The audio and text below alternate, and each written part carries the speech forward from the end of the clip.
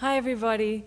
It's a real honor to be here, and actually it is the best award, the BSA Honorary Lifetime, because it's the only award that's actually brought me to tears, as it did just recently. It's really a great honor, and I take it very, very seriously, and heartfelt reception of that. I quite often have a wealth of material that I try to move through. I think in order to make this as enjoyable as possible, I'd really love to encourage you to interject questions or comments at any point in our time together, and then we'll also have time at the end for discussion. So the way to do it would be really actually just to, because I may not see you, let's do a code noise, like clap or something, or just yell out, I've got something to say. And I know that's going to feel awkward for you to do that, but I really encourage you to do it. And I'm going to actually stop periodically and invite you, and maybe even randomly point to you and ask if you've got anything that you'd like to say, just to make you stay on your feet. This is really rich, rich content. We are living in a time of profound opportunity, of course, profound risk. This slide that I came across some time ago has been really helpful in conceptualizing the magnitude of what's happening in a really great way, because it's not just talking about the magnitude of the dire risk that we face, but also it's articulating to all of us that we as a society are on the brink of the next great revolution in our culture, in our society, in our economy. And we've recently gone through some smaller revolutions that are really helpful to think about. The IT revolution in particular, that swept into our society relatively painlessly, and in large part with just benefits that we've all experienced. Some perhaps emerging risks that are just starting to be realized. But we've gone through quite a number of revolutions as a society. And I think it's very important at this point in time for all of us to realize that we're on the brink of the next great revolution in our culture, in our economy, and in relation to our environment. We might call this the emerging green economy, we might call it something else, but it's here. And the signs of it are everywhere. The signs of it are everywhere you look. The market's picking it up, governments are picking it up around the world, culture is shifting a little bit by little bit. It's all incremental at this point in time, and a lot of it's 2 steps forwards, 1.5 steps back. But nevertheless, this is where we're at. This is our moment in time. The next 10 years are going to be about defining what is this new green economy, what is this new society that we're embarking on creating. One of the characteristics of the sustainability revolution will be that it calls us to change almost everything that we do, the way in which we do everything. So underneath that challenge is a call to become very good at innovation, very good at change, very good at transformation. And that pressure that's bearing down on our culture as it is, our economy as it is, our governments as they are, is revealing to us that they do not have the ability to move as agilely as we need them to. And it's revealing some fundamental traits about the way that we think, the way that we've been educated, the way that we've structured our society. And those traits almost take us into an area of philosophical exploration, spiritual, philosophical, and very kind of deep questioning about the way in which we want to organize ourselves going forward, and not only the way in which we want to, but the way in which we're going to have to. And what I want to talk about today and go through with you is I want to get right down into the weeds, into some specific journeys that occurred in one organization, and then I want to amplify the nature of those lessons to open up the doorway for us to think about how this might be revealing some aspects, some truths, some insights that have broader relevance across our society. So this is the Harvard case study. Many of you are familiar with the institution. The important thing here is that it is an extraordinarily complex organization. It's a high-stakes enterprise. It's got very, it's complex from its buildings and its infrastructure. It's complex in terms of its activities. It's complex in terms of its politics, its finance, etc. If you want to implement green cleaning in this institution, not only do you have to get each of the 11 schools to want to do it, but you have to then work with, in turn, multiple vendors that they might be using. So it's a very complicated enterprise to bring about change. So we started almost as an undercover kind of infiltration effort back in 2000 when two individuals, Jack Spengler and Tom Vorton, who were not formally requested to do anything, but had emerged themselves into a position of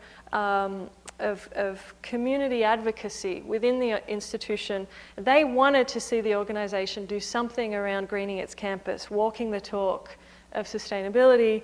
And very organically it emerged that they recruited me. I was randomly invited to present at a breakfast that they were at Harvard, and Jack Spengler literally then and there decided that he wanted to recruit somebody full-time. He hadn't actually known that you could recruit a full-time sustainability person at that point in time until I'd presented on the program in Australia and let them know that, well, actually that university had 10 full-time people working on greening their campus. So as soon as the light bulb went on for Professor Spengler, he took action, and within 3 months I was there.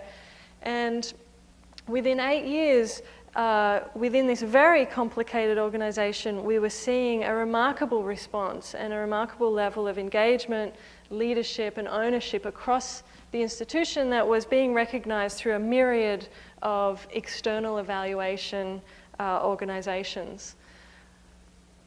The underpinning of that transition was a business model, an economic engine, really was the underpinning of it. It went way beyond that, but without this we would not have succeeded. With this we still weren't guaranteed of success, but this was a prerequisite, that we had to create an economic engine within the organization itself, something that could survive outside of the existing budget and finance allocations. So this was done by realizing that nobody would listen to me, but they would listen to students. So employing student interns and funding them with a very small amount to focus on researching projects that might have paybacks. And very quickly within that first year, we identified several paybacks with the support of the students that led to an investment in full-time staff to implement these projects. Faculty of Arts and Sciences being one of them, an example, getting people to turn off their computers. At that point in time, more than half of the people were not turning their computers off, and in that one school, we calculated it could save upwards of $500,000 a year to get those people to switch their computers off. So we funded a full-time program, behavioral change program. And several other projects resulted as well, and this is going to be interesting, if that's what I think it is. Okay, we're going to do it anyway. So the engine went on, and as we expanded our staff base, we had more staff capacity to go out and find more projects, which produced more investment, which produced more savings, which, as the economic engine evolved, it basically expanded the receptivity across the organization to investing in sustainability. I think we're blowing fuses by the minute here. I don't mind if you guys don't mind. I'm going to take the approach of pretending none of this is happening. So this is where we emerged to become a staff of 24 full-time people, the largest green campus organization in the world, and still the case. And those people were the effort at the time was to have those people working as change agents. Their mission was not to go out and run these projects. It was not to go out and be the people that did all the green building and all the recycling and all this and that, but it was their mission to go out and enable the leadership of everybody else in the organization through a variety of change agency activities. So let me just mentally work through what these slides were going to be. Oh, this is going to be tricky. Okay, so I want to talk about, are you potentially going to fix this? You don't know? Okay. Okay. Oh, gosh, it's just continuing.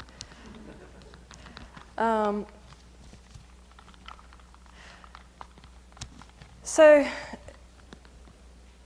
Harvard light bulb. So we found a project back in 2002 in a residential dorm.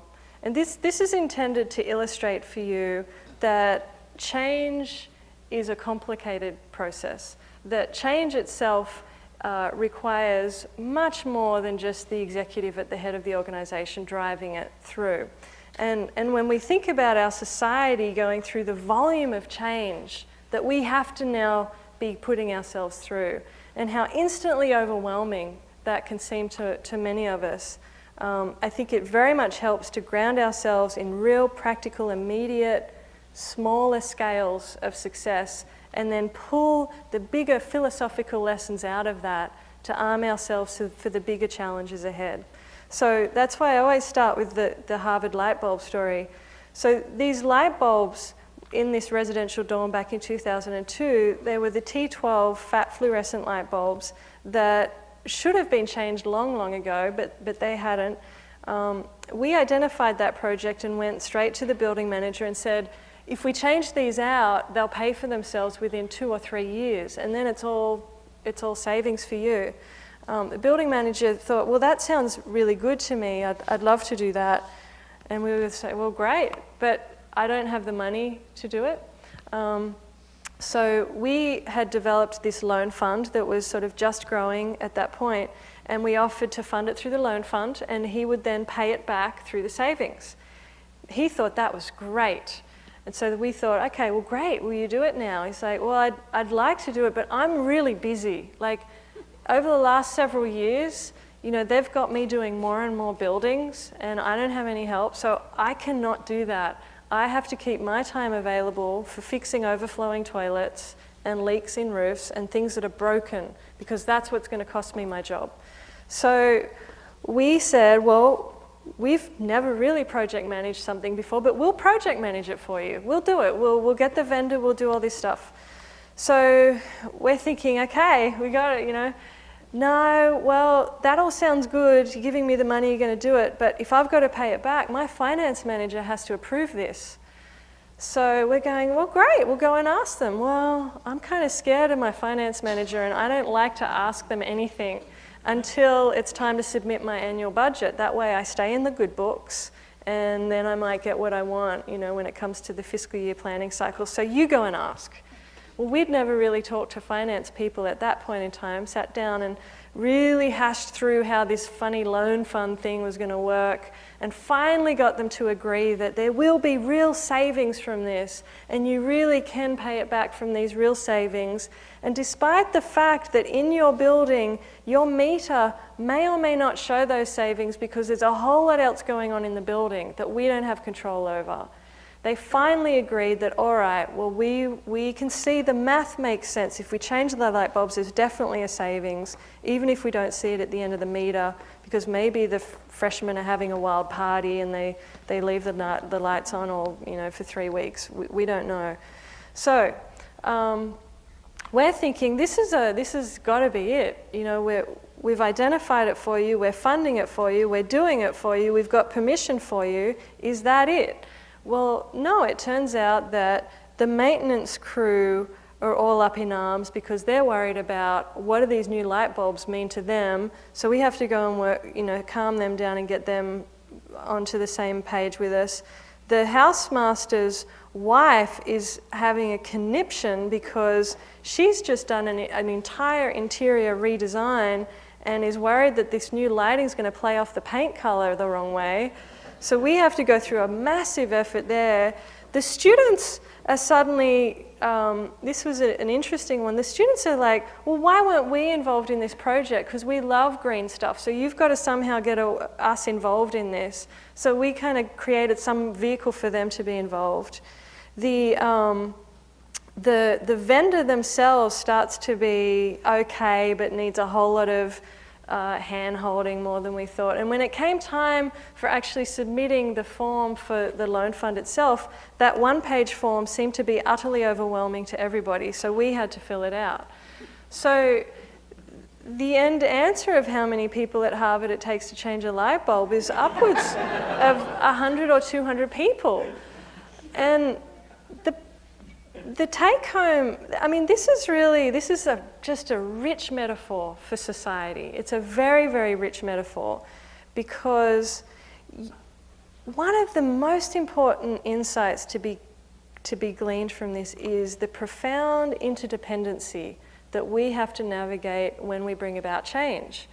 That our organizations, at the organizational level, you rarely can change one thing without inadvertently pulling in a whole big web of other aspects of the organization. Aspects that have, for many years, gone dormant or been sort of very, very quiet, suddenly reveal themselves when you go to change the organization. There's no better way to really get to know how an organization works than to try to change it, and to get to know what it is and how things really go on in it. So having had that experience and literally hundreds like those across the organization, stepping back to think about, well, what does it mean to be a change manager and a change agent in this world at this time? And I always thought, up until fairly recently, it was really about advocating change and convincing people that this new thing was the new thing that they should do. I've since actually evaluated what we predominantly spent our time on in that team at Harvard was not on the pressing for change, it was actually on creating stability so that change could just happen. So the vast majority of our work was about identifying what is it in this effort that we're about to undertake, whether it's a light bulb or a behavioral change effort or you name it. What is it that reveals itself bit by bit as a potential hurdle, obstacle, risk, or reason why you can't do it? And we as a team were completely engaged, constantly engaged in that diagnosis of where's all the resistance coming from and overcoming that. It wasn't pushing for the change, because the change, once you created a stable context for people, once you gave them a real sense that the risk is out of this now, that the instability is out of it, they made the change happen. We didn't have to do it at that point, because people are not innately averse to change. People are innately averse to the risk that they assume comes with change. So if we can become, and as we did become, better and better at creating stability through a change process, people started to come to this in droves across the organization. And over the years, we started to find ourselves playing a very different role, really just trying to keep up with all the leadership, engagement, and activity that was going on around the organization, because a culture had emerged that was supportive of innovation, and people had developed a new sense of capacity around initiating innovation in the environment of that particular organization. So is this fair to say we're just never going to have slides? Does anyone? Well, the staffer is looking for a new computer because the issue is apparent the computer is not responding. So we're going to try. All right. Unless someone has a laptop they'd like to volunteer to use.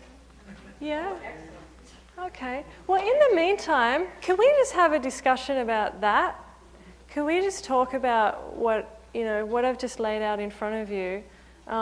I'd like to hear from, yeah.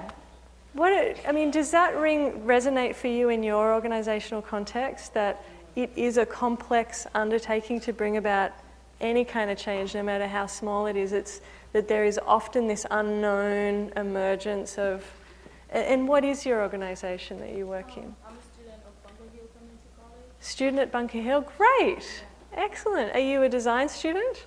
No. So how does the BSA get outreach to Bunker Hill students? That's very good. We got the email. We're actually the co-presidents of the Sustainability Club. Fantastic. And he got the email, so we talked about it and decided to come. Okay, great. Well, since we've got some students in the house, I want to talk about the role of students in greening Harvard, because it was a pivotal role. It was often a role that was, when I first got there, I was approached by students who were dead passionate about getting Harvard to sign on to a Kyoto agreement, to a greenhouse gas reduction commitment. This is back in 2000. And they'd done all this amazing work. Within the span of a couple months, they had 1,000 or 2,000 signatures, and they wanted to take it to the president. And they stopped by my office just to tell me about this amazing campaign that they were doing and that they were going to the president that week.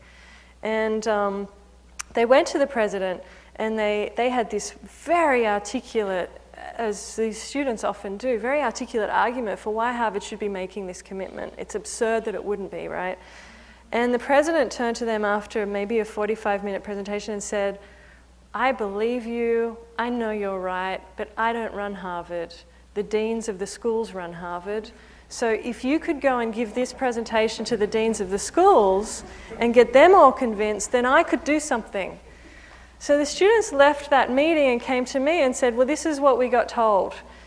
So we started working together, and I said, well, let's go after the dean of the Faculty of Arts and Sciences, because that's the biggest school, and if we get that dean on board, then great things will follow. So we did all this extra preparation, targeted the presentation just for the Faculty of Arts and Sciences, got their whole energy portfolio and identified how they could chart a path forward. We spent weeks on this. These students have exams, but yet they're working on this. We go into this meeting, and I'm a silent partner. I had said to these students, this is you. I'm just here. I got you that data. I was sort of coaching them on various things. And, but this is all you. I'm just up the back. They give this amazing presentation, absolutely amazing. And the dean at the end of it goes, you've convinced me. I know you're right. We have to make this commitment, but I don't run the Faculty of Arts and Sciences. The heads of departments do. So how many heads of departments are there? Well, there's something like 30 heads of departments or something ridiculous. So the students leave the room and they're like, well, we quit because we can't do this. This is more than a full-time job, and it really is more than a full-time job. So the one thing that we got, because the guilt that the dean felt was visceral. He felt guilty. And so I sense guilt, and I see guilt as an opportunity. And so I asked, well, you can't give them that commitment, but would you be willing to put, say, $20,000 into a series of student internships that would then work on identifying for you real cost-effective ways that energy could be saved in FAS, and then they can report back to you. And so he said yes. That was his way of shedding his guilt, and we left the room with a $20,000 commitment. Well, that's what went on to fund the student internships that identified the computer project, that went on to be a loan-funded project where we funded 1.5 full-time people to do massive behavioral change across the Faculty of Arts and Sciences that really did have a massive impact in that effort. The students were pivotal in the internship phase as well. That later on laid the groundwork for years and years later for us to return to the question of, can we make a commitment? And the answer was finally, yes, we can. And the answer was, yes, we can, largely because we had a huge number of successful projects under our belt that gave them comfort, that made them feel like this isn't impossible, that we actually could do this, we can make a commitment and do it. That kind of student leadership played out in many other areas as well.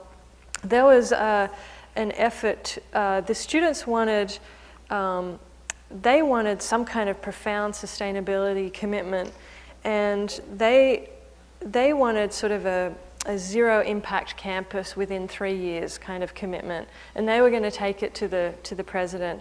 And I said to them, you know, we've been through this before. This was a different president now, and the president's probably going to just turn around to you and say, love to, but I don't run the campus, you know, we've been through this. So why don't you ask instead for the president to set up a cross-faculty committee to develop a set of sustainability principles, knowing that the president probably couldn't say no to that. So the students, sure enough, went in and they got a yes. And again, opened the gateway for a consultative process with all of the schools that resulted in some really well-articulated principles for the organization. When it came time for the university to make a greenhouse gas commitment, which is in 2008, again, the students were pivotal, because in that negotiation, at the table, the president, this is another president now, our third one at the time, had said it's time to make commitments here. So she had requested, President Faust had requested a climate change committee.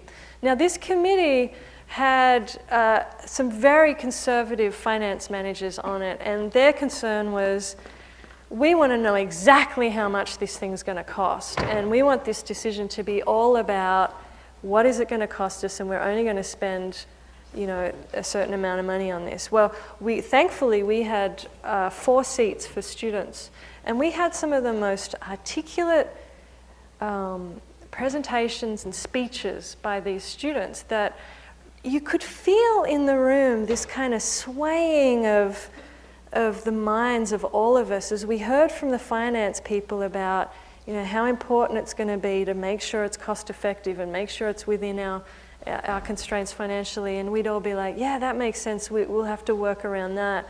And then one of the students would get up and say something like, you know what, like, if the average temperature across the earth goes up by, you know, 2-3 degrees, which it's likely to do already, we have no idea of the impact on life across the planet.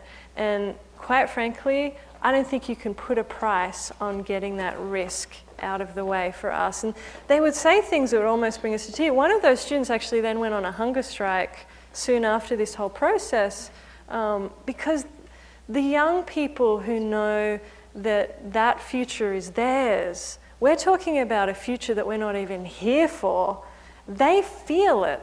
They feel they feel the fear in a way that those of us of older generations, we just don't feel it, because we've grown up and we've lived in such comfort.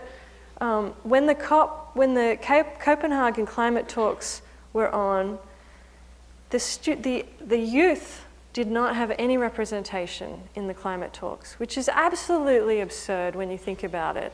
This is absolutely about their future, and they didn't have a voice at the table until finally they ran a massive campaign and they got one voice, they got one seat at the table. And this young woman was apparently an absolutely amazing student activist. She coined a term, and they made all these t-shirts out of it, and all the youth wore these shirts, and it was, "Where will you be in 2050? And it was just great, because everyone's like doing the math, like, yep, I'm going to be in the ground.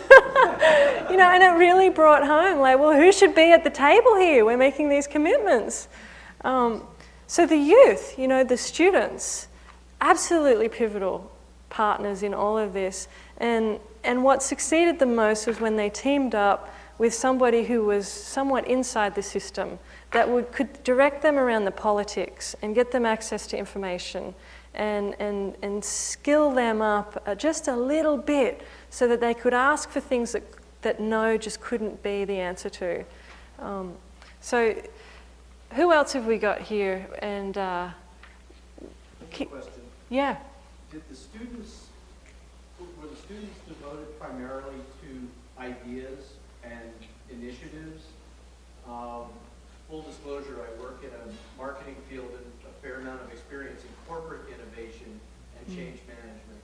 And one of the common pitfalls is you get a lot of people talking around the table about great ideas and noble goals, then a deathly silence when it comes time for the implementation or the review or the, okay, how do we revise the idea to make it saleable? You described a bit about the pitch meetings.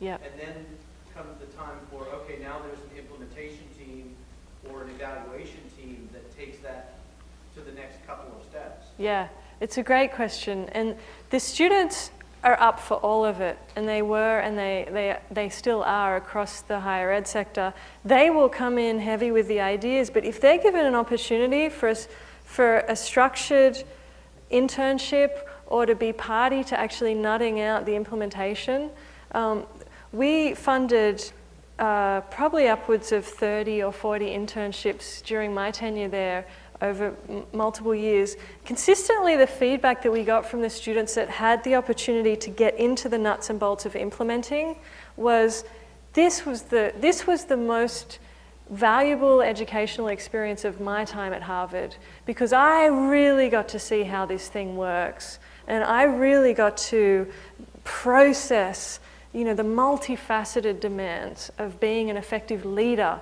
being an effective agent. The higher ed sector is, I mean, it knows itself that it's done not a very good job of giving students practical, experiential opportunities for learning. And we also, I think there's a groundswell of people that understand that for sustainability education, if you really want to have students coming out of higher education with the ability to engage effectively in society as advocates, change agents, and leaders for sustainability, they have to have had some experiential learning around that. The theory and the downloading of content into their minds just absolutely doesn't cut it. It's the kind of skills that they need and the experiences that they need are the very same ones that our own team had to get. We have to have students that have had the experience of working across disciplines, that know how to work, how to communicate effectively with one another, that are able to understand multiple dimensions of a problem, from the finance and accounting to the science and technology, to the politics, to the behavior and cognitive aspects. They need to have that breadth of experience. The community college sector in which I now work in Illinois, we've established a network of all 48 community colleges, and they are going in leaps and bounds ahead around this issue of workforce development and creating practical learning opportunities for students around the green workforce and the green economy. For the students at Harvard, a lot of their opportunities were around articulating ideas, making the case. Some of them had opportunities to be party to implementation. Some of them went out and just became entrepreneurs. There was one young fellow who started up I don't know how long it lasted, but he started up sort of a green purchasing thing within one of the dorms where he would go and buy the environmentally preferred detergents and whatnots and then resell them. You know, some of them took an entrepreneurial path as well. So they took multiple pathways with their involvement, whatever was available. So a little while ago, I was in Seattle, I think it was, at the Living Future Conference, kind of a get-together for people who are really forward-thinking, kind of a good time. Yeah. And one of the groups that presented at the Living Future Conference was a group of high school students, a group of high school students from Jasper, from the town of Jasper in Set up. No, Canada. Canada, yeah, yep. Anyway. Yep. National park, beautiful, amazing place. Alberta, thank you. The high school students in Jasper did a whole presentation on how they were the sustainability club of Jasper, and Jasper had just been through this process of creating a sustainability plan for the town. A lot of tourists come to the town. It's a really amazing, beautiful place. The place itself is very interesting. It was mined. It had all, I mean, you know, all the usual sort of Rocky Mountain sort of experiences. And the students were presenting about how they had gone to the town to participate in that process and organize themselves and had been blown off multiple times. And so they made this very eloquent statement to this group at Living Future about how, you know, really, you should have high school students involved in your projects. Get some involved right now. Yeah. And sort of challenged everyone to do that. Yeah. And their whole thing was, how do we know how to do these things unless you get us, allow us to be involved in these things? Yeah. Yeah. And the benefits go both ways because they are the conscience. I mean, for those of us steeped inside our organizations, we really are trying to navigate a lot of politics and a lot of stuff that tends to kind of, you start to drift in terms of your sense of, wait, the bigger picture here is that a lot of this stuff isn't a choice, you know, and the youth do for the most part, when they participate, they really are very important reminders that this is not a choice, you know, this is a necessity, and you often find that the organizations behaving as if this is a choice, and they have all the luxury and all the time in the world to kind of wait it out, work it out in their own time. So getting the youth involved is critical. There was a summit actually just in the last 2 days hosted by the Department of Education, and they brought together leaders in education for sustainability from all around the country. And it was a very interesting dialogue because you had the K through 12 folks there who have done, there's amazing projects going on around the country to learn from. And they're there saying, you know, the most important thing is to get sustainability into K through 12. We should all be focusing on that. You know, and then there's those of us in the organizations who are saying, yeah, but if we wait that long until they're in the seat of power, it's kind of a done deal by then. We have to affect the people that are in charge right now as well. And then the trades and also the community colleges, university sector. And what we realized through the couple of days was that it has to be all of it at once. We have to be going after every generation at once.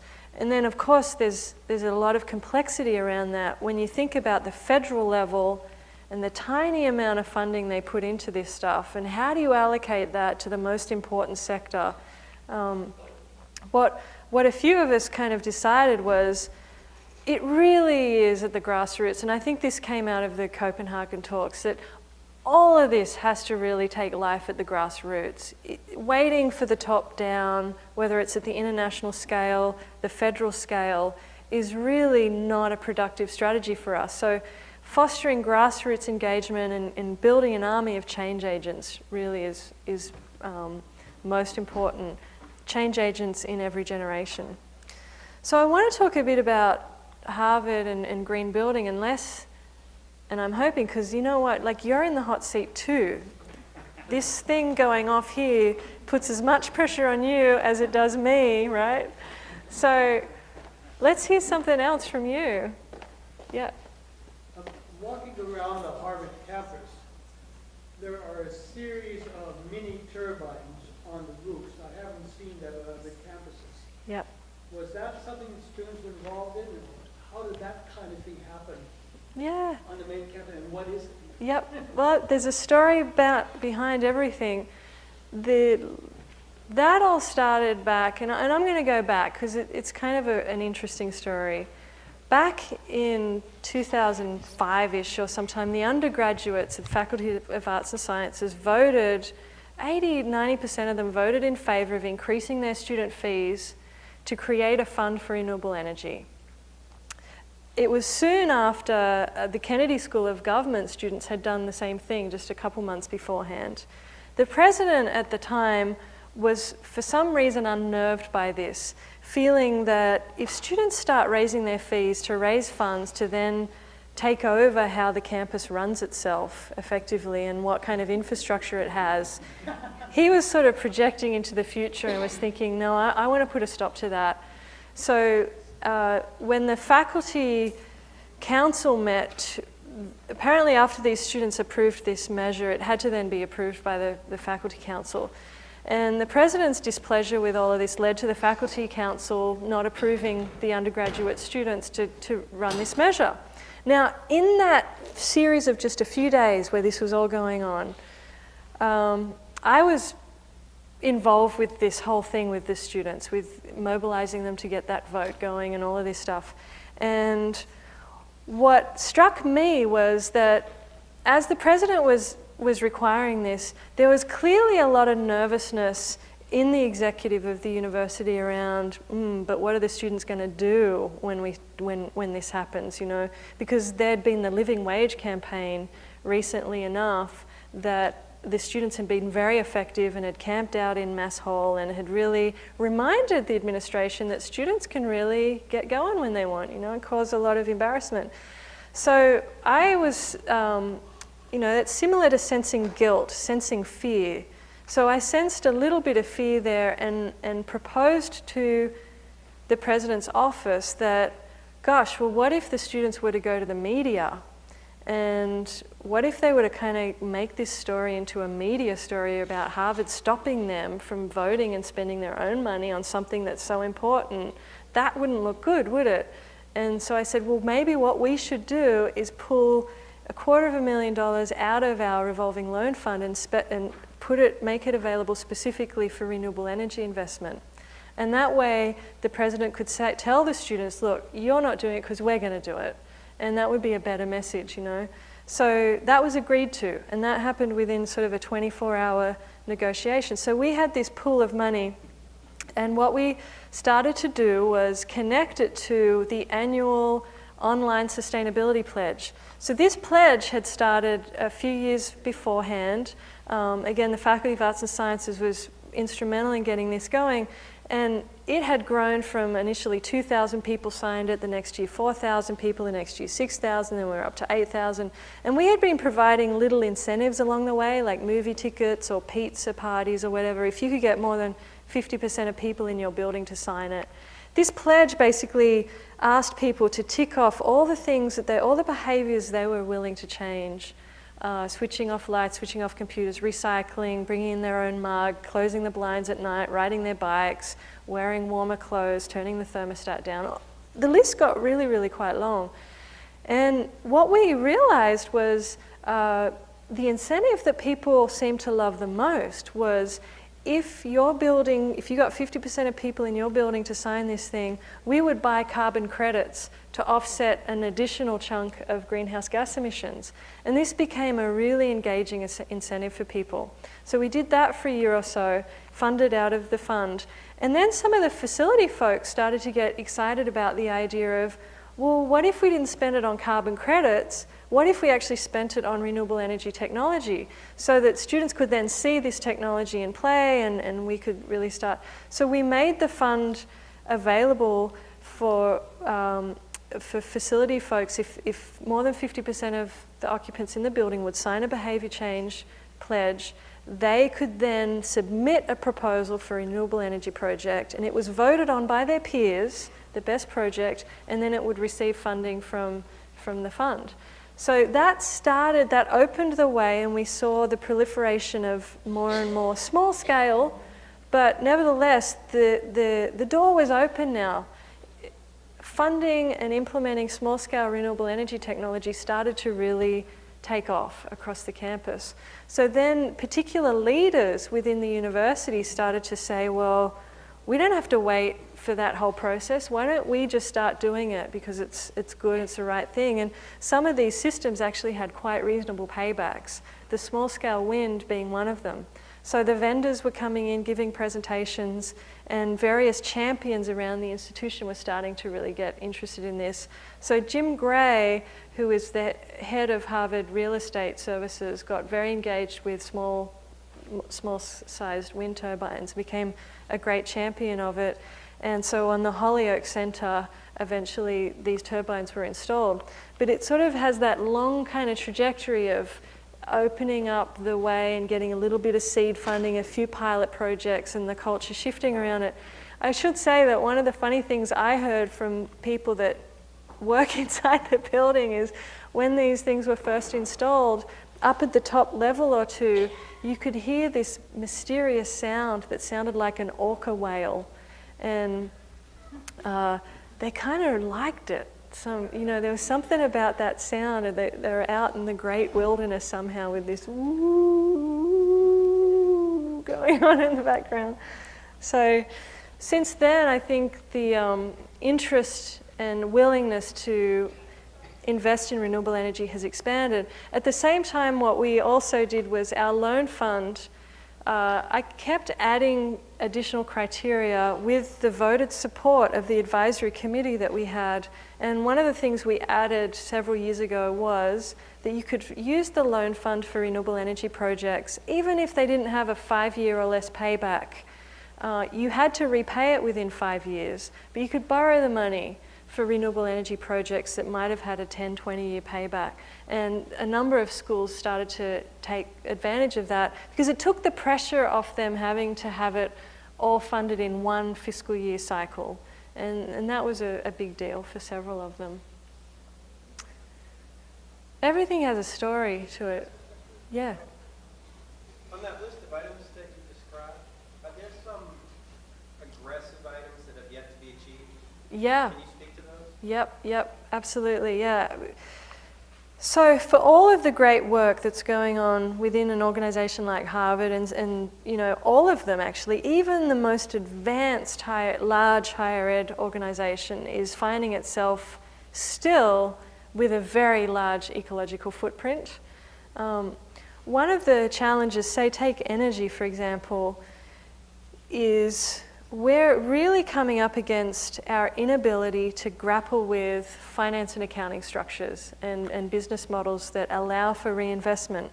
Because we had a student who did a thesis with me who took a couple of buildings that were real average buildings built in the 50s, large residential buildings, and I asked her to do a life cycle costing model to see if you could get a climate neutral, cost neutral building from an existing building. I am a supporter of carbon offsets. I believe that you can find carbon offsets in the market where people have produced legitimate reductions in carbon that can be verified and then sold to those of us who want to take ownership of those reductions. So I'll just put that out there at the beginning.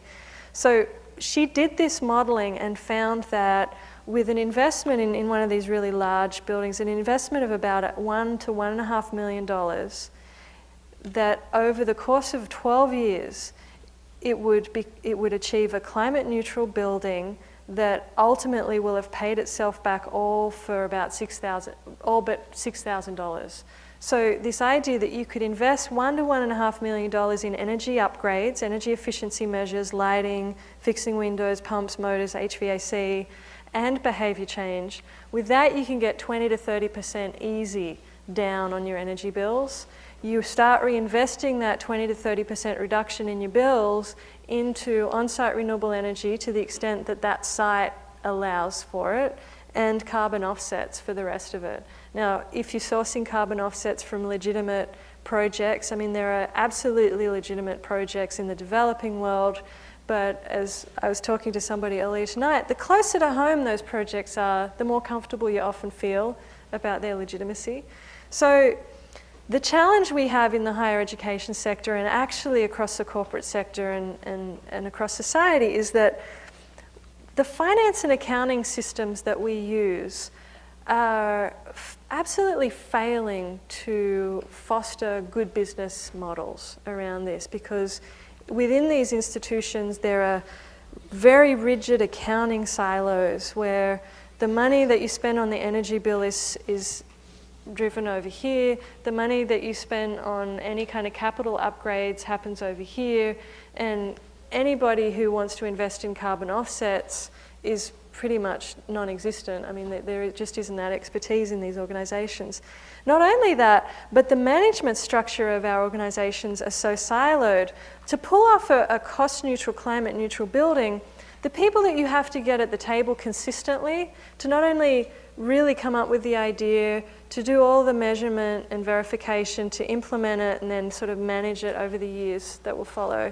You have to have your building managers, you have to have their managers, you have to have your finance folks, you have to have your occupants, you have to have your sustainability and energy experts, you have to have others that I'm forgetting. But those people and that conglomeration of people rarely meet. They are not structured to work together in these organizations. They are structured to do their piece of the run their cog in the machine and their cog alone. So it's this interdependence, and it comes up to an executive responsibility. We don't have at this point in time executive leaders that are skillful and capable of managing interdependence in their organization. They have come through their career path managing organizations, large organizations that are built around silos, that are built like a machine. It's a mechanistic model. Now, everything tells us, as we get deeper and deeper into this, everything tells us that that's got to end. Everything tells us that the executive leaders of tomorrow have to be able to manage organizations for interdependence. And so what does that look like for those executive leaders? Well, it's going to look, we don't quite know what it looks like, but we know what some of the attributes are. It's going to look like them creating fluid teams that come together for particular problems, that disappear after the problem is solved and are reconfigured in different kinds of teams depending on new problems. Instead of setting up a committee or an approval process that stays structured like that for year after year after year, executive leaders are going to have to be able to think about process and to design different processes for different problems in their organization, bringing different people to the table at different points in time. And they're going to have a dynamic grasp of how you create processes of engaged people to come up with solutions that cross the whole system. They have to think about the system and not just optimizing parts in a philosophical sense. So that's sort of the philosophical level of where we're hitting our limits. Our limit is we don't have executive leaders that know how to lead for interdependence, systems thinking, and highly collaborative organizational management. So this is something we got to work on and move pretty quickly to create those skills and abilities. There are some executive leaders out there that are starting to do it and have Michael Crow, President Michael Crow at the Arizona State University, he often comes up as there's a leading example of an executive who's gotten their heads around a very different way of thinking about how you run a university. He says, why should I have discipline-driven schools? That's like yesterday's thinking. What I want is something different. I want to create schools that are shaped around problems. And those schools might change over time. Today's problems, I create a set of disciplinary interactions, multidisciplinary interactions around a problem, and that defines how I organize my schools. At Harvard still, it's like School of Business does business, School of Public Health does public health, and you don't see them working together so much. That will be yesterday soon enough. It's going to be a pretty raucous transition because it's not easy. In the infrastructure sense, like if we could have leaders, executive leaders, that could lead organizations in a way that worked with the interdependence and not kept hoping that could be sort of a minor player, but instead worked with it and structured decision-making processes that embraced that interdependence and created rewards and incentives for people for their skills in collaborating, not just their individual achievements, but their achievements as successful collaborators. If we started to do that, we would see things happen like, if Harvard were building its new campus, when it's building its new utility infrastructure and it's building new buildings, the engineers and the building designers would be working hand in hand, like the contract that we structure for bringing those players into this role would actually incentivize their collaborative development of solutions.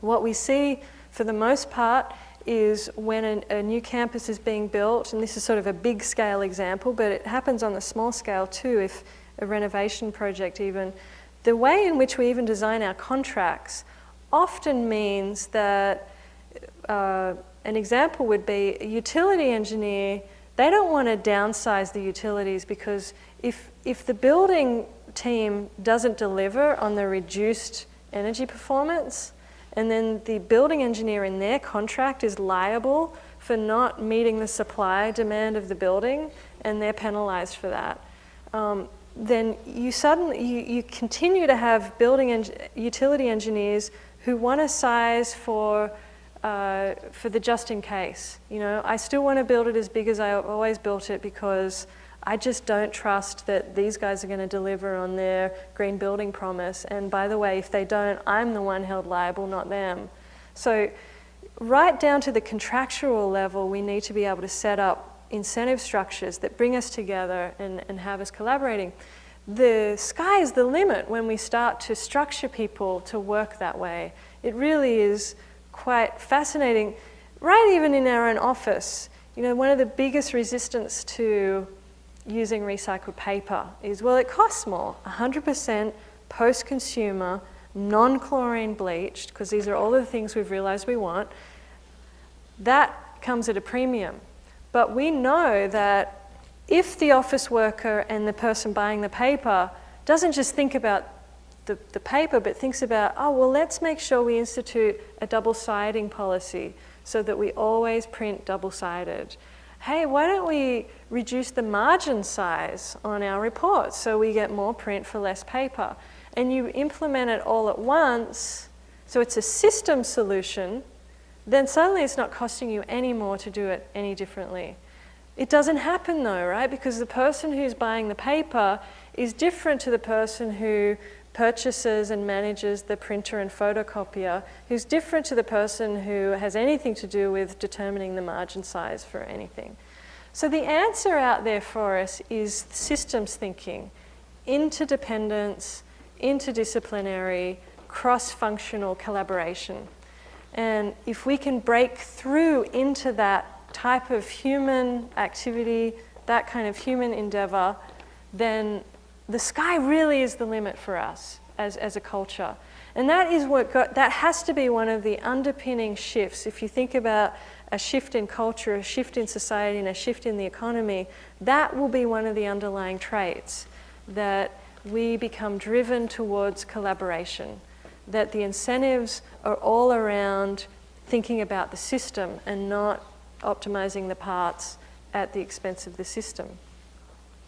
One of the challenges that we have in the education system is that we educate the individual. It's the individual that rocks into our classroom. It's the individual who decides what class they want to take, what course, what not. What we've discovered is you can educate all the individuals in the system about sustainability and still not see anything happen because the system can still work against their best efforts. So I've seen highly passionate, educated, and engaged building managers who still can't get traction with all the sensible things they want to do because somebody somewhere else in the system that they're a part of still doesn't get it or doesn't get it the same way that they do. So the question that I have to those of us who are interested in the evolution of the education system is, can education start to go beyond educating the individual? Can it start to educate the system? Can it start to educate the relationships?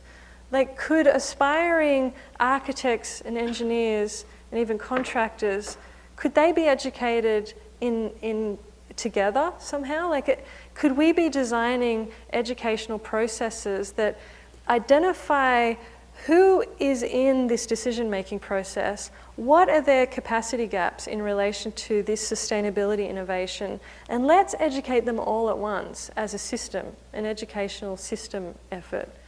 Because then you don't have this ongoing problem of, well, half of them get it, even 90% of them get it, but there's one that doesn't, and that one is often the accountant, but it could often be, it can be anywhere in the system. You get held up by a failure to educate the whole system that's involved in the decision making. We're seeing this right now in the green economy, and it's very worrying that we have had a lot of progress on, and a lot of investment actually, on green workforce training. So we now have a lot of programs out there. If you want to become a wind technician or a solar technician, solar thermal technician, renewable energy technician, you can go and get trained in that. And there's a proliferation of courses now available. But where are the jobs? We're really wondering where they are. And in a lot of districts, they're not there. So these faculty that have gone to all this effort, you know, to participate in this, they've pulled these great courses together, they've got people to turn up for them, and then they're seeing their students go out into a vortex. Well, here's the thing that I saw at Harvard. In hindsight, almost every professional that we engaged in that institution had a capacity gap of some sort around sustainability. In most cases, it was a pretty small one. In some cases, it was a big one. So for the composting tea to be embraced by the landscape crew, they had to learn how to use compost tea, and they had to learn what different lawn care processes came with that.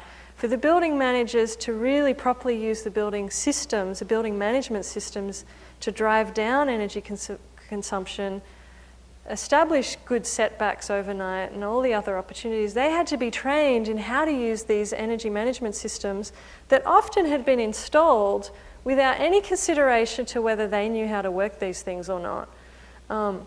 The kitchen staff had to learn how to, well, what do I do with local food? It turns up differently. It doesn't come all pre-prepared in a plastic bag. There's all this different stuff, these different procedures I have to deal with in my kitchen. The finance and accounting stuff, well, how do I do life cycle costing? The middle managers, well, how do you do integrated building design, and who should I have on the team when? Everybody had a capacity gap across the organization, and we kind of muddled through and worked with folks to give them the opportunity to learn what it would take, often through pilot projects. Well, what I saw as a result is once that capacity gap was addressed, the market, who is offering us a huge variety of technologies, services, products that clearly do give us a greater result in reducing our environmental footprint, that market could finally take traction in the organization. So I see this across the board right now, that the market is offering us more than we can digest. And the largest reason is because our society is rife with these little capacity gaps all over the place. People just don't know how to use these new things. They're not confident in being party to these new kinds of processes. And where do they go to have these capacity gaps met?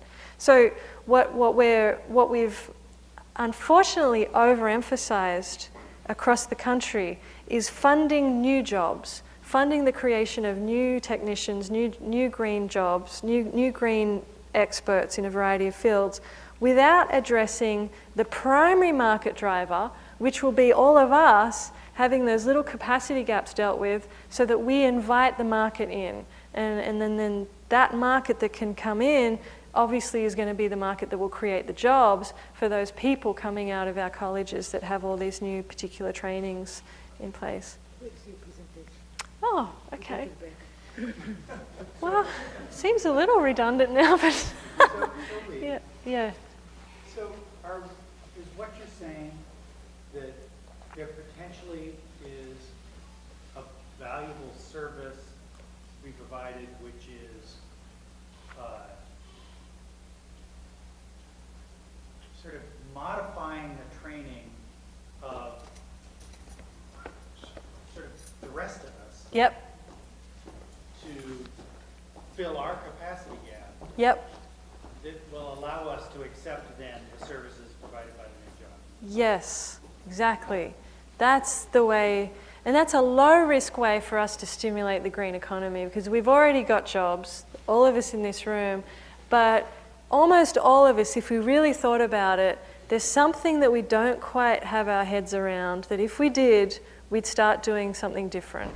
we'd start embracing a new product, technology, service, behavior, or practice. So this is what interested me most about the community college sector, because the community college sector has the ability to jump in and address capacity gaps of any size. They're able to offer a 2-hour training program in how do you use compost tea. You know, they can offer a 1-day training program in green cleaning, or a 5-day program in how do you use building systems, building control systems more effectively. They can do this. They're not doing it yet, but they could do it because they have the ability to offer non-credit workforce development activities. They're very agile, and they're so prolific. Very few of us know this, but over half of the undergraduates in this country now go to community colleges. There are something like 1,200 of them across the country. So if they could be effectively engaged as institutions that could be very agile in responding to a huge variety of capacity gaps, that many of them, as I said, are kind of small, and they'll keep occurring too. As the market keeps moving forward, these capacity gaps are going to keep showing up. So I see this as one of the most important strategies for unleashing the green economy in this country. And this is where, when you think about China and India, and you know, there's a lot of people that are nervous about the competition that's out there for the supply of a lot of these wind turbines and other technologies. I mean, the largest solar thermal producer is a Chinese company. They can just do it cheap. Well, America, Australia's the same boat. We'll never catch up to that ability to produce such cheap outcomes, but we can run a knowledge economy much better than any developing country, because we have things like community colleges all across the country and universities. So if we can get ourselves engaged and oriented towards the green knowledge economy, you know, we can really drive this thing.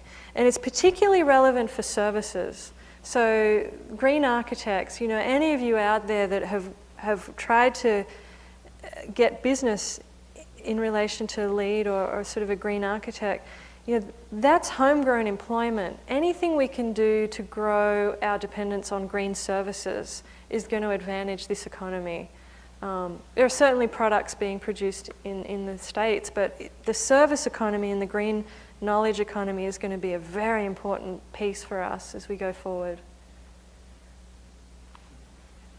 One of the interesting things that struck me from one of the slides you did get show us was how many people are associated with Harvard. And you've taken on a very large task of making Harvard the institution sustainable. I wonder if we look at the, let's say, 50,000 people who are associated with Harvard, what about the, let's say, 1,000 square feet per person residences that they have, which would end up being 50 million square feet at a low range? How could Harvard influence them to make change, you know, in personal life? Yeah. How can Harvard influence, and not only Harvard, but I guess how can higher education influence people to take it home? And what we found, in part, our frustration with how slow curriculum has been to be reformed, like, just a slight tangent here, but there was a study done in 2011 and again in 2007 by the National Wildlife Federation, and they surveyed over 1,000 higher education institutions, and over that 7-year period they found incredible leaps and bounds ahead with greening campuses, but almost nothing. In fact, they thought maybe we'd gone backwards in greening the curriculum over that 7-year period. And so that's kind of frightening when you try to think about, well, the knowledge economy, the green knowledge economy is really where it's at for us. So in part, in frustration around the fact that Harvard was, like everybody else, so slow to offer students real green education curriculum, we really focused early on the dorms and behavioral change in the dorms. And we funded a peer-to-peer program there, again with the Faculty of Arts and Sciences starting it off early, the Resource Efficiency Program, where we actually paid 20 students, we paid them for 4 hours a week to be engaging their fellow peers in largely behavior change work. And it was a very interesting thing when we started it off. what I was most nervous about was that these, we call them reps, they're paid. I was nervous about whether or not in that first couple of years they'd fall on the right side of cool. You know, would it be cool to be a rep, or would it be totally nerdy and ridiculous to be a rep?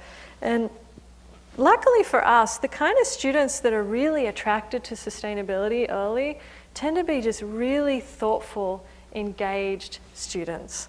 They're great, and they're often quite charismatic. So they totally fell on the right side of cool, and it became a very popular program and extremely effective, to the point where by 2007 or 8, they had reduced food waste by more than a third. They'd increased their recycling rate by 40%. They'd reduced their energy consumption by, I think, 10 to 15% across the dorms, all by behavior change. And then we started to see these students kind of graduate afterwards, and we got a little bit of feedback from some of them when they went on to their next job. The feeling they had when they walked into their law firm or whatever it is that they went to work for, and they saw there was no recycling. Like, it was just, it gutted them to realize just out there in society, you know, no one, hardly any employers really get it. And what we believe is true, though we don't have any quantitative evidence, is that once these individuals adopt behaviors within a context of a peer group that is also adopting these behaviors, they don't leave them when they don't stop them when they leave. It becomes a deep part of their identity and a deep part of their values. And if anything, it makes life a little less pleasant for them, because then they have to then suddenly, now I've got to advocate for recycling at work, and I'm the new kid on block, and I don't quite know, you know, how I do that. So that combination of peer-supported behavior change is very powerful, and it's something that those kinds of programs have now proliferated across the country. There are a lot of student dorms that have rep-type models. Some of them are not funded, and they're a lot less successful. But when they pay the students to take those leadership roles, and their creativity is just hilarious.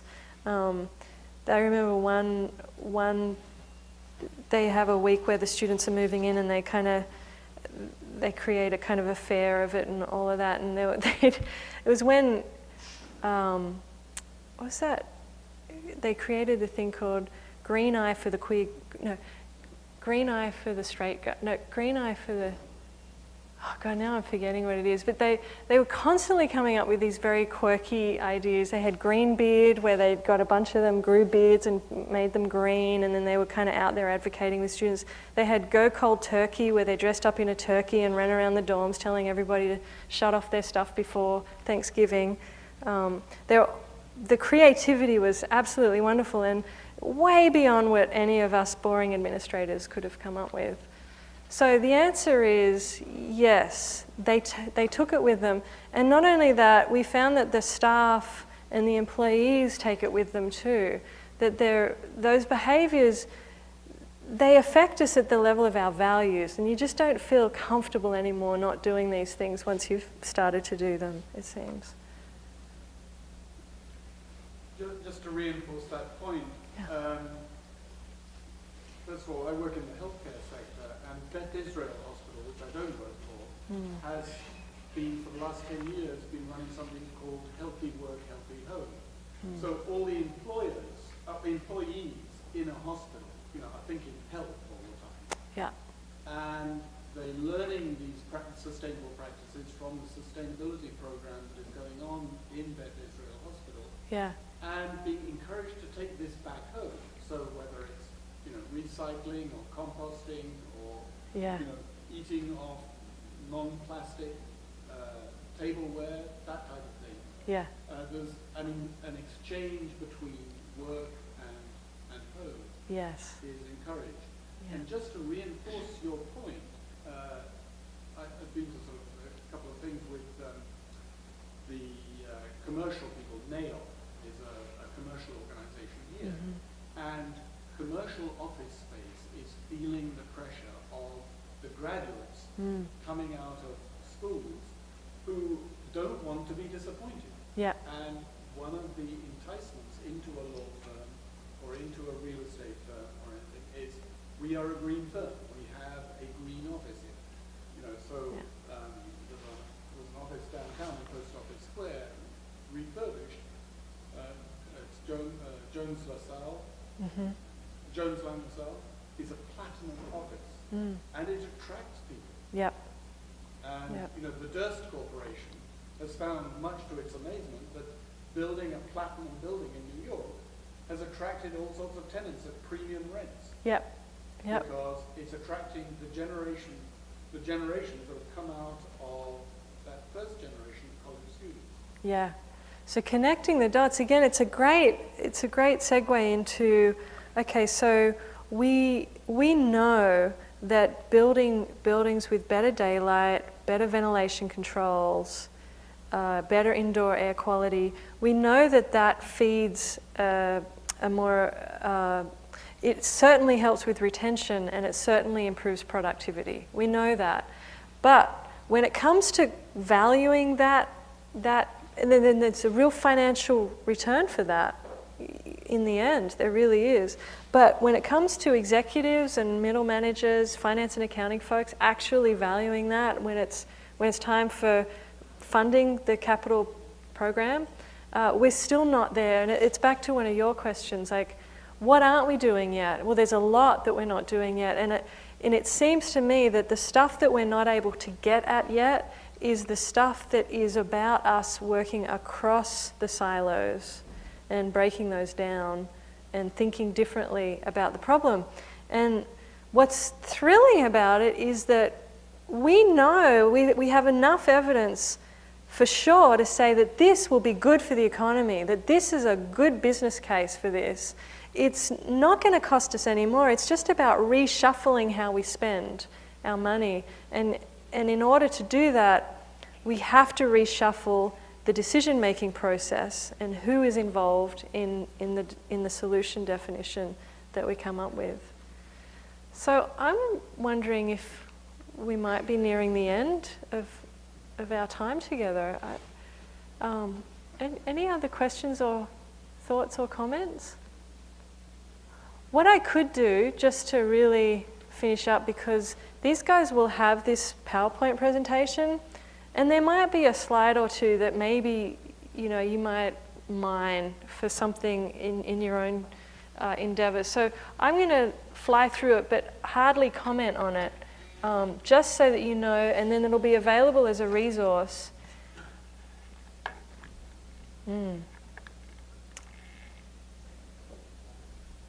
If only it were here.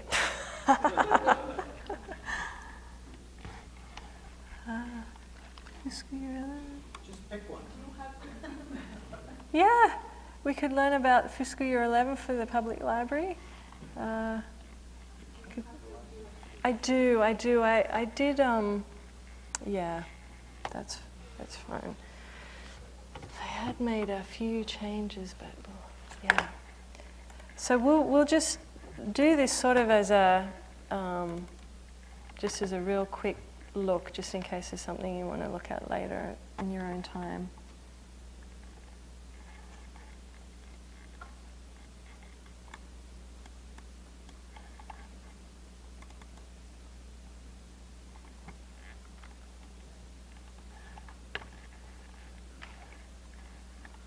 This is how I used to go through museums with my kids when they were 6, 7, 8. Yeah. You run. You run. Okay, we're going to do a run. You run through a museum, and if you see something really cool, okay. Then Yep. All right. So that's it. If you say stop, if anyone yells out stop, we'll stop. If you have a question or comment. So we got up to, this is the light bulb story. Alone, da-da. Just when you think it's done, there's more and more and more. So interdependence, we talked about interdependence.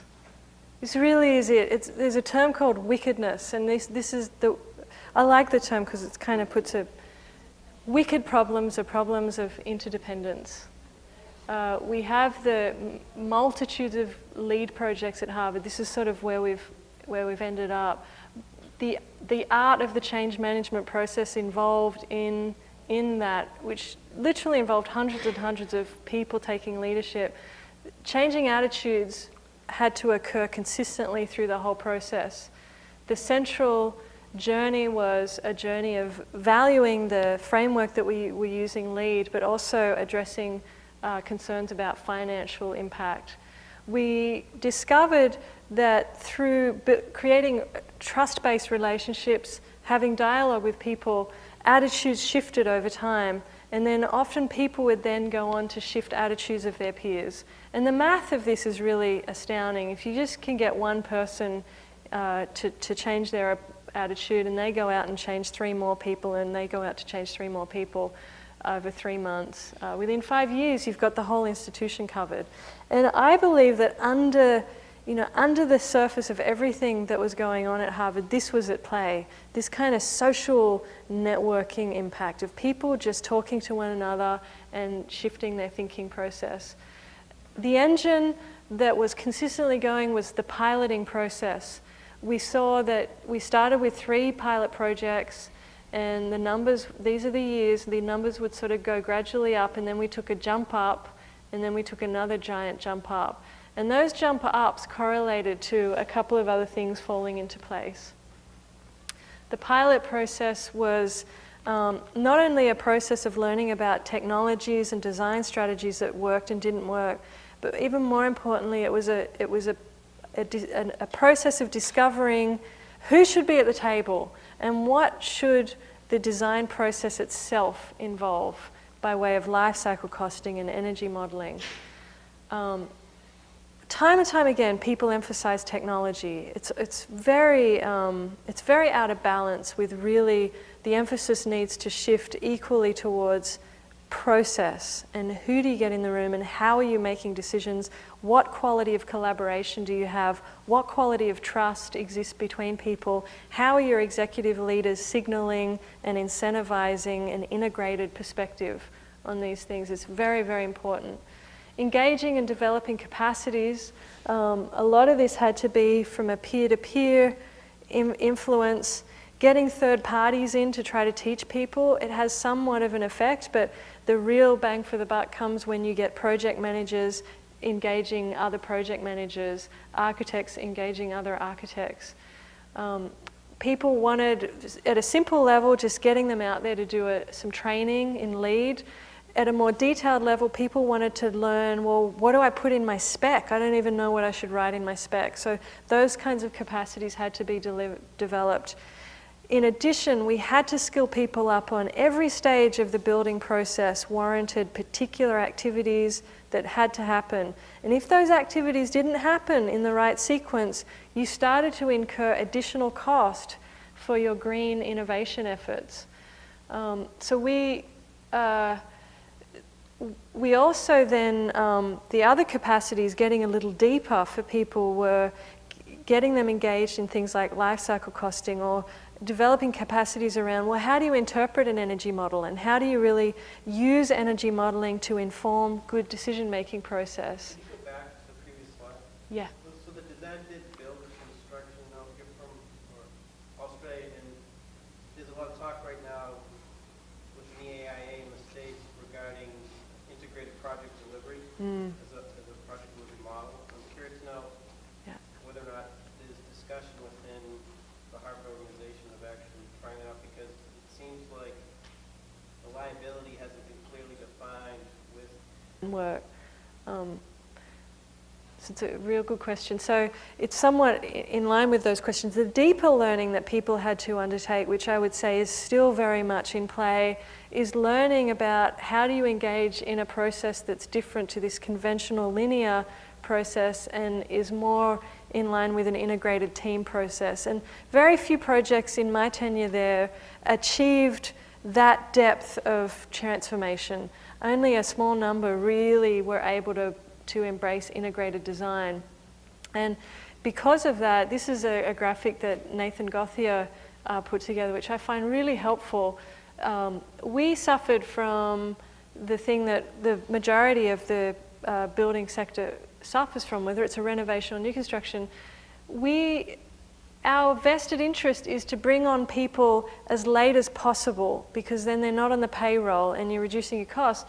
And we know that by the time everybody turns up, the opportunity to come up with the great ideas and really change the design has already slipped away. This is the time, very early on in the design, when your best ideas can really be integrated in. And for the vast majority of of design projects, processes out there, you only have a few of the team on the payroll at that point in time. So reforming that is sort of very much at the frontier right now, and an extremely important focus for us. Finance and accounting, I'll just fly through these. We had to do a lot of work to prove the finance case for doing LEED buildings.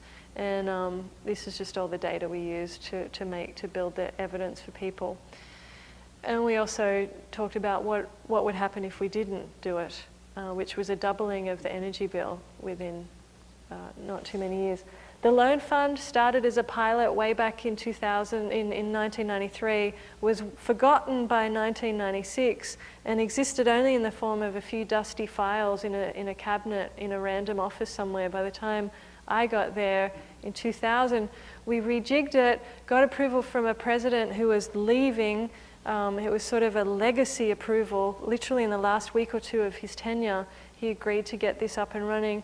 And we inserted in it the option to not only fund capital, but to fund humans, people, to fund people time that had paybacks, which was pivotal for work like the computer energy efficiency and all of our behavioral change work, which has really been very central to the cultural shift across the institution.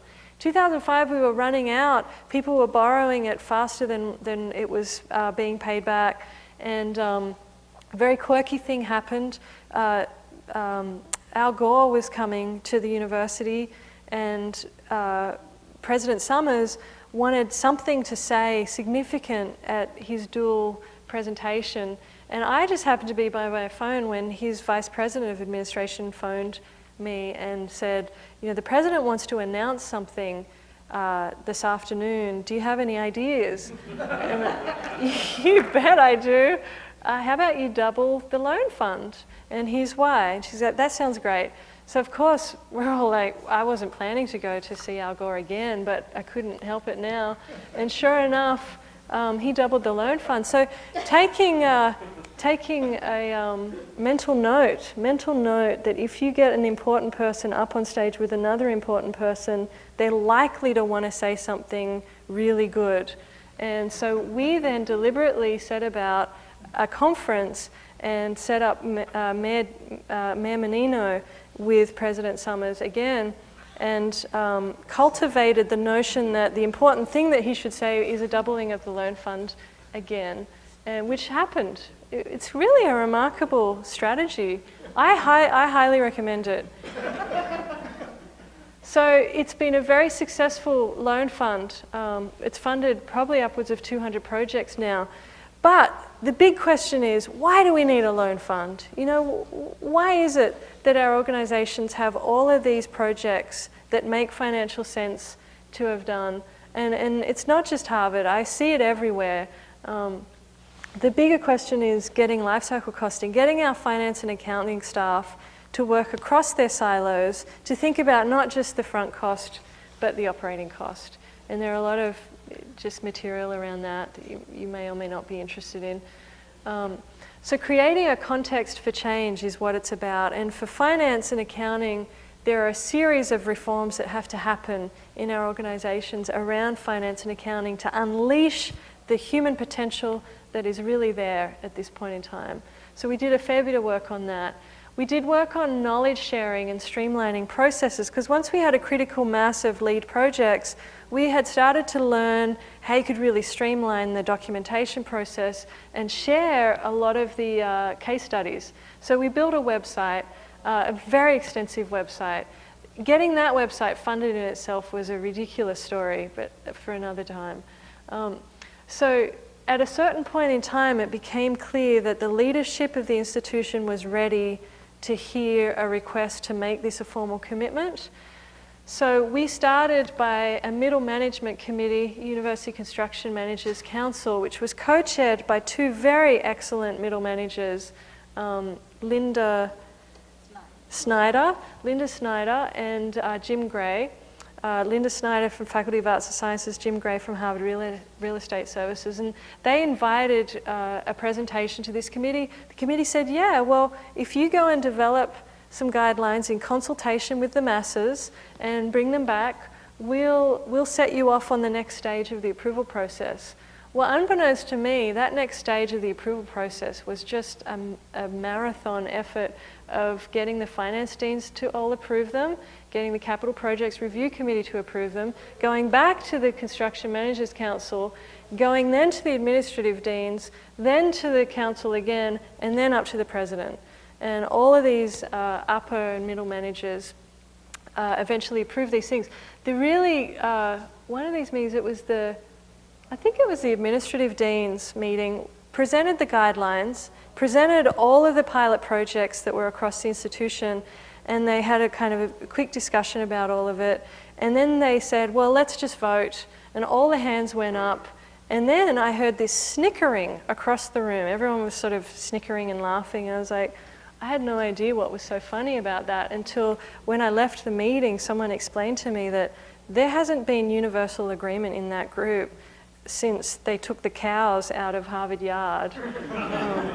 So they were surprised themselves that they all agreed to this. And it's a product of all of that grassroots, middle management leadership that everybody had drunk the Kool-Aid by the time it came to them. So they approved quite remarkable standards that a year later were upped again. Initially they approved LEED Silver, but they also said, but you know what, in a year I want you to review it again, and if we can go gold, let's go gold. And indeed, my successors managed to shepherd that through, and now it's LEED Gold minimum for projects across the institution. So the change management process really was extensive and deep and multifaceted and dealt with this interdependence of we had to work with the finance issues, we had to work with capacity issues, we had to change attitudes, we had to work within the political constraints of the organization, and so on and so forth. And by creating what I call an overall context, it allowed for the organization to step healthily forward in its commitment.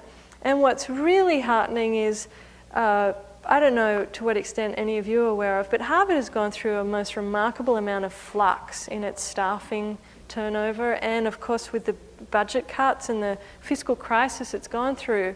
But there has not been one step back on its sustainability commitments. In fact, it's just gone forward further and further. And I think that's a product of the fact that so many people mentally embraced a new identity of themselves as being leaders, as being change agents, as being sustainability practitioners within the organization. So many have adopted that mindset that there really is no going back. So I think in closing, what it can tell us about the green economy, I think it really comes back to this interdependence, that we need to face the fact that we are very poorly equipped to deal with interdependence, and that we need to understand that it is intrinsic to our success that we become better at this, and that anything that we can do, whether it's the new kind of contractual arrangements that the gentleman talked about, which will allow for those incentives to support collaboration, or there are a myriad of other activities we can do to make interdependence easier for all of us. In the end, it's about dealing with, and this is sort of the last thing I think, it's about appreciating our compass is this, our compass is the earth systems. Our compass in knowing how near or far we are will be looking and relating to these earth systems and taking into account consistently, transparently, the state of health of most of these systems. And the front line interacting with these systems will continue to be our infrastructure, but we have to understand that our efforts to reform our infrastructure so that it can be working in balance with these earth systems is entirely dependent upon our ability to reform these two areas our individual selves, our mindsets, our values, our abilities to collaborate, our ability to be in a dynamic relationship with others and the earth, as well as our ability to transform our systems in our own organizations, changing finance and accounting structures, having collaborative leadership styles, integrated design and systems thinking as predominant decision-making processes and other such things. So in the end, I really believe we can become great at change. I believe that people can very quickly actually absorb an orientation that makes them more and more effective at being party to change processes. And I've seen it with my own eyes. I see students that have taken courses on change management, and we have had consistent feedback from students we teach a course at Harvard on change management for sustainability, Professor Spengler and I do, and we get consistent feedback from students upwards of 8 years down the track where they've said, that course set me on a path where I believed I could do this, and I have done it. And the volume of stories that are coming out, these are people coming from all walks of life, have really led both of us to believe that skilling people up to join an army of change agents is actually a perfectly reasonable and doable thing. And so I look forward to you all helping me do that.